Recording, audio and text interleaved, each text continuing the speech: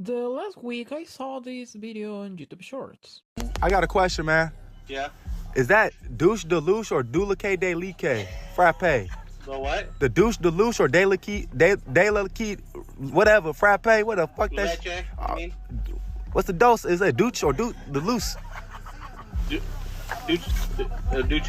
Duce, all right. I laughed at it first, but then I realized that this situation is very similar to the one that happens in Mexico and other Latin American countries. By the way, dulce de leche is basically cajeta. In Mexico, a great part of daily life expressed in English or modisms created from this language. I'm gonna show you some objects and I want you to tell me the name, okay? This is the first one. Yes, we call these shorts, or pantalones cortos in other countries. Now, what's this? This is an overall. That means over all the rest of the clothes. Now, what's this? Well, if you are from a certain part of a country, you will call this resistol. That means resist all.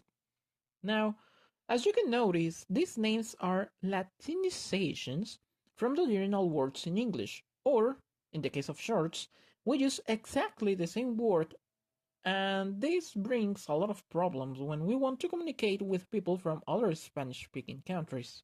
For example, this food. How do you call this? Well, in Mexico this is a hot dog, right?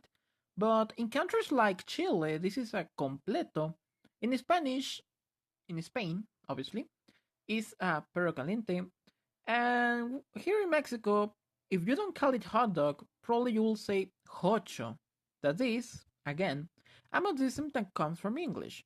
Now, probably you are wondering, why does this happen? The answer is pretty simple, actually. If you look to a map, you'll notice that the USA and Mexico have a border with each other. And that's the reason.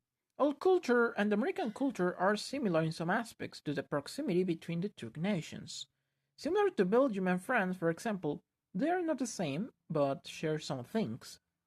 And when we teach English, this can be or an aid or a problem because, depending on the zone, it is not the same to teach to a Tabasqueño that probably has zero cultural similarity with the USA than to a Chihuahuense who can inclusive celebrate Thanksgiving.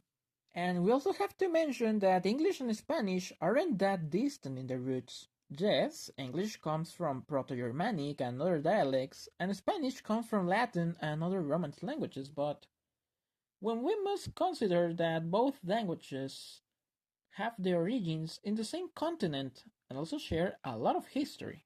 Briefly summarizing, we can say that we Mexicans and Spanish speakers in general share a part of our culture with the English speakers countries, but with differences that make learning this language a completely unique experience, considering how we speak, behave, and think.